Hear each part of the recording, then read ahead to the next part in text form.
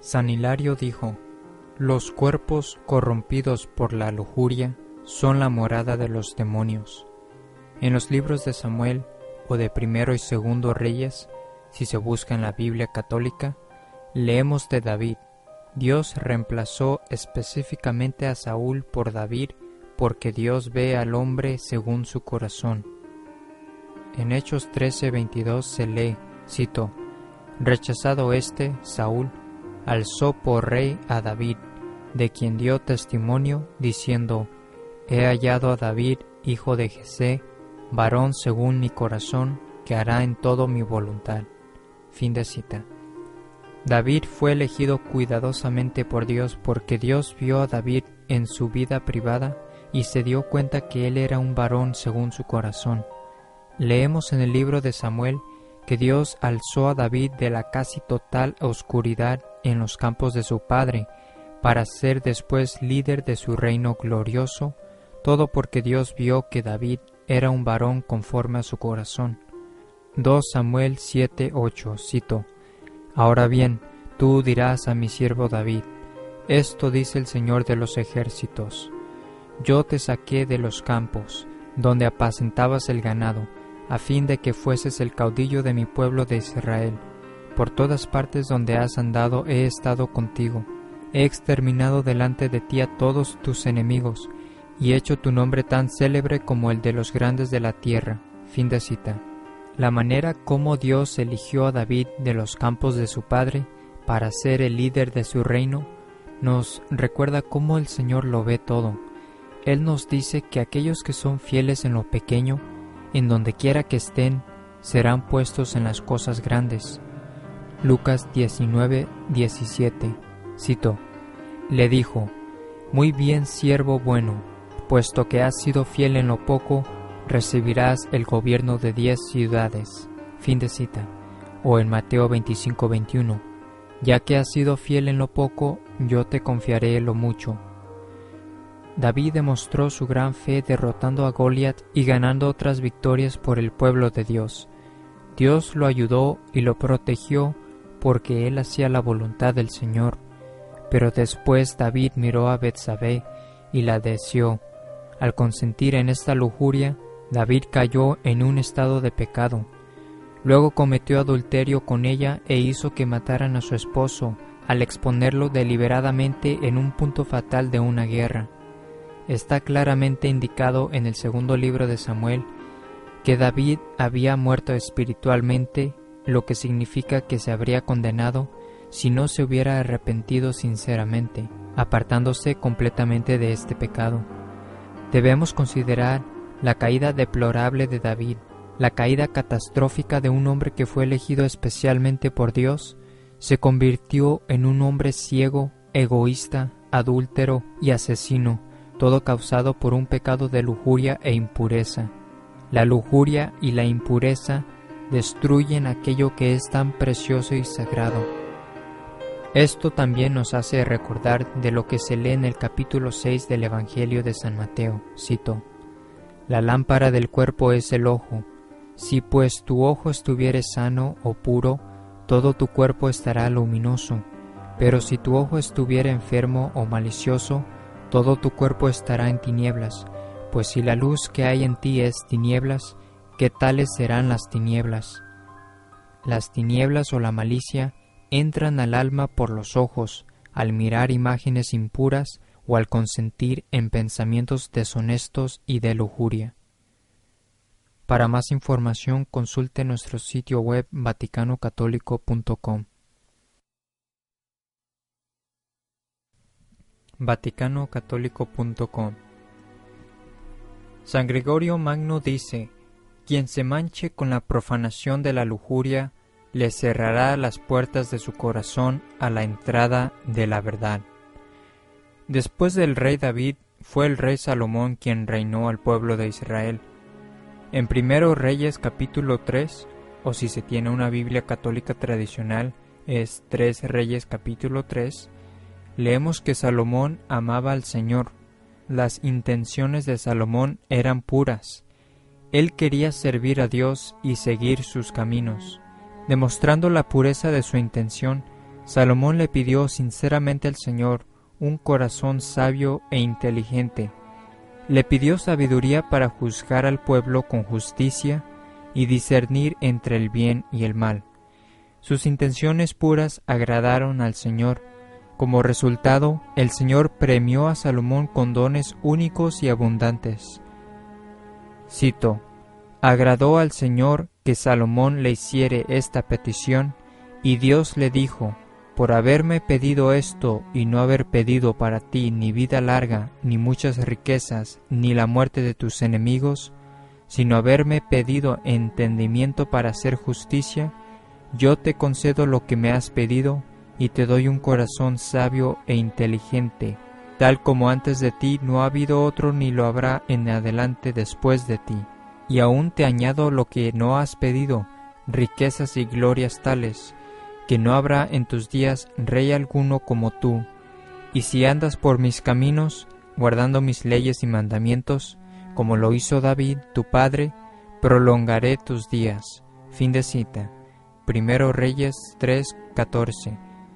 Entonces leemos que Dios le concedió a Salomón a un grado más alto que cualquier otro haya obtenido.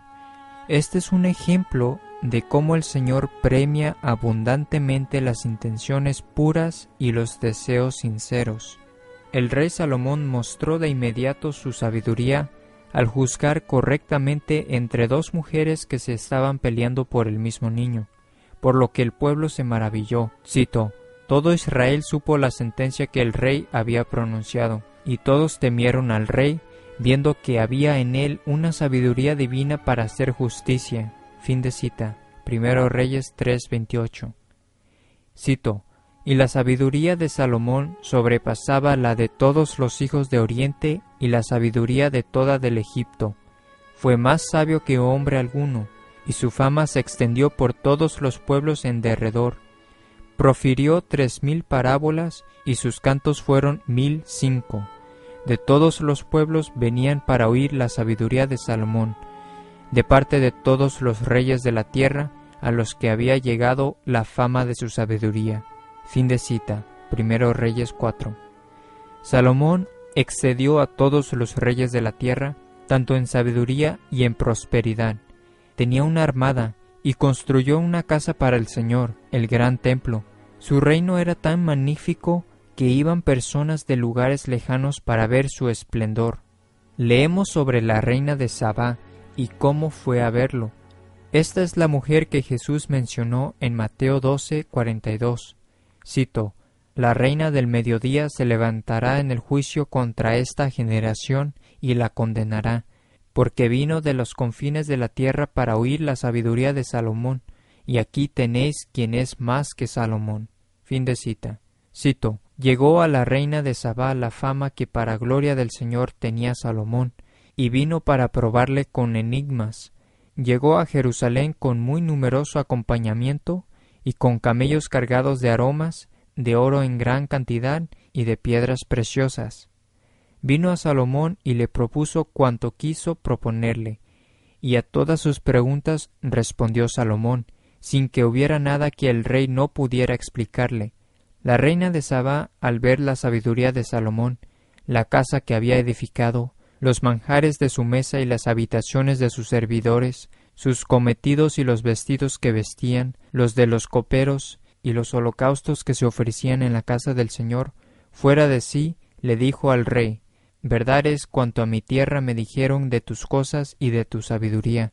Yo no lo creía antes de venir y haberlo visto con mis propios ojos, pero cuanto me dijeron no es ni la mitad. Tienes más sabiduría y prosperidad que la fama que a mí me había llegado. Fin de cita. Primero Reyes capítulo 10. Pero después Salomón comenzó a cometer pecados con mujeres. Dios le había ordenado a su pueblo no casasen con mujeres de otras naciones porque adoran a falsos dioses. Cito: el rey Salomón, además de la hija de Faraón, amó a muchas mujeres extranjeras, moabitas, amonitas, edomitas, sidonías y egeteas. A estas, pues, se unió Salomón con amor. Fin de cita. Primero Reyes capítulo 11, versículo 1. Salomón no solamente pecó al casarse con mujeres de otras naciones, sino que incluso se entregó a los pecados sexuales. Como resultado, su corazón se volvió muy corrupto y su fe y relación con Dios se destruyó. Salomón se volvió totalmente ciego y esclavizado a sus pecados sexuales. Se entregó tanto a estos pecados de la carne que llegó a tener 700 esposas y 300 concubinas. Cito: tuvo 700 mujeres de sangre real y 300 concubinas, y las mujeres torcieron su corazón. Cuando envejeció Salomón, sus mujeres arrastraron su corazón hacia los dioses ajenos, y se fue Salomón tras de Astarte, diosa de los sidonios, y tras Milcom, abominación de los amonitas, e hizo Salomón el mal a los ojos del Señor. Fin de cita. Primero Reyes capítulo 11 versículo 3. Los pecados impuros de Salomón lo llevaron a las profundidades de la depravación idólatra espiritual. Salomón, aquel antiguamente amaba y servía al Señor, que fue premiado por Dios con una sabiduría y prosperidad incomparable, llegó a construir altares a los dioses demoníacos de las naciones. Cito: e hizo Salomón el mal a los ojos del Señor. Entonces edificó Salomón en la montaña que está frente a Jerusalén un excelso Agamos, abominación de Moab, y a Milcom, abominación de los hijos de Amón, y de modo semejante hizo para todas sus mujeres extranjeras que allí quemaban perfumes y sacrificaban a sus dioses. Fin de cita. Primero Reyes capítulo 11 versículos 6 a 9. El Señor no solo castigó a Salomón con aún más ceguera, sino además suscitó enemigos contra Salomón y le advirtió de su fallecimiento.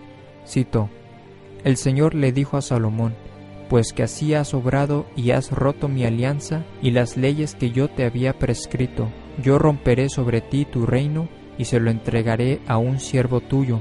Suscitó el Señor a Salomón un enemigo. Fin de cita. Primero Reyes capítulo 11 versículos 11 a 14. Salomón murió, y no como a David, la Biblia no nos da ninguna indicación de su arrepentimiento. También vale la pena señalar que cuando el reino de Salomón estaba en su apogeo de esplendor, leemos que cada año recibía 666 talentos de oro. Primero Reyes capítulo 10-14 dice: era la cantidad de oro que cada año percibía Salomón de 666 talentos de oro. Fin de cita. Este número se menciona 2 veces en el Antiguo Testamento, únicamente para referirse a Salomón y la cantidad de oro que él percibía. Parece que fue en ese momento o poco después que Salomón cayó en pecado y se convirtió en una bestia de impureza e idolatría. El número 666, por supuesto, se menciona en el Apocalipsis, haciendo referencia al número de la bestia. ¿Tiene algún significado el hecho que los 666 talentos de oro que el rey Salomón recibía cuando estaba en su apogeo de esplendor? Creemos que la respuesta es sí. Creemos que el 666 o el 666, la cantidad de los talentos de oro que él recibió, también simbolizaba el hombre en el lugar de Dios, puesto que se lee en 1 Samuel capítulo 8 que cuando los judíos pidieron un rey quien los dirigiera, el Señor estaba muy descontento. Cito: se reunieron todos los ancianos de Israel y vinieron a Samuel, y le dijeron: danos un rey para que nos juzgue como todos los pueblos. Desagradó a Samuel que le dijeran: danos un rey para que nos juzgue, y oró ante el Señor. Pero el Señor le dijo a Samuel: oye la voz del pueblo en cuanto te pide, pues no es a ti a quien rechazan, sino a mí, para que no reines sobre ellos. Fin de cita. El pueblo de Israel quería un rey que reinara sobre ellos como todos los pueblos, pero el Señor le desagradó esta petición porque significaba que el pueblo lo rechaza a él como su rey. Ellos querían seguir a un hombre, querían que un hombre reinara sobre ellos. A pesar de su descontento, el Señor les concedió su petición. Entonces, cuando Salomón recibía los 666 talentos de oro cada año, ello era básicamente porque lo estaban tratando como Dios en la tierra. Él y su reino principalmente sirvieron al Señor y fue recompensado por él con prosperidad, pero después se abandonaron a la idolatría de los lujos y riquezas excesivas y se hicieron tratar como a Dios. Por lo tanto, creemos que los 666 talentos de oro que recibía Salomón es una indicación de que el verdadero significado del 666 es el hombre en el lugar de Dios. Ello significa reemplazar a Dios por el hombre, reemplazar a Cristo por el hombre. Y es muy interesante porque el Papa San Pío X dijo que el signo o marca distintiva del anticristo es el hombre poniéndose en el lugar de Dios. Papa San Pío X, es Supremi Apostolatus, 4 de octubre de 1903, cito: el signo distintivo del anticristo, el hombre se pone con temeridad infinita en el lugar de Dios.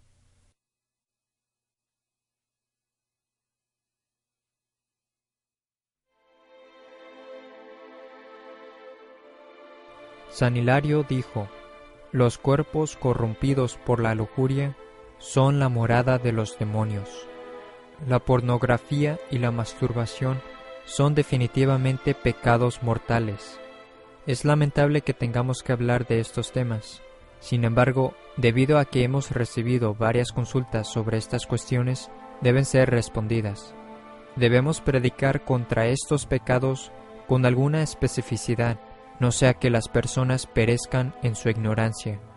El pecado mortal destruye el estado de justificación, el estado de gracia santificante. Los que mueren en ese estado de pecado mortal irán al infierno. Debería ser evidente para todos que la masturbación es un pecado mortal. Sin embargo, hay una manera de demostrarlo por la Biblia.